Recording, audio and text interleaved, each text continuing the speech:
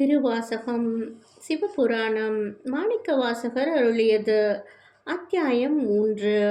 திருவண்ட பகுதி. பரமானந்த பழங்கடலதுவே கருமாமுகிலிற் தோன்றித் திருவார் பெருந்துறை வரையிலேறி திருத்தாகு மின்னொளி திசை திசை விரிய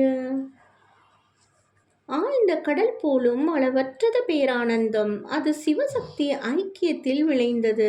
இந்த பிரபஞ்சத்தில் பெரிய கார்மேகம் உதித்து பரவியது போல் திருப்பெருந்துறை மலை மீது பிரசன்னமான இறைவன் ஞான ஒளியை எங்கும் பரவச் செய்கிறான். ஐம்புல பந்தனை வாளர விரிய உலகில் நம்மை கட்டி போடுகிற ஐம்பொறிகள் என்னும் பாம்பு மிரண்டோடுகிறது.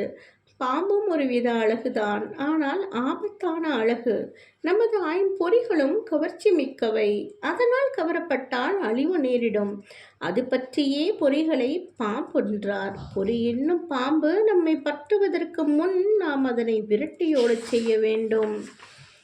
வெந்துயர் கோடை மாத்தலை கரப்ப கடுமையான கோடைக்காலம் போன்ற கொடிய துன்பம் அழிந்து பட்டு போகிறது. தெய்வீக வாழ்வில் சிந்தை வைத்தவர்களுக்கு லௌகீக வாழ்வின் துன்பங்கள் பொருட்டில்லை.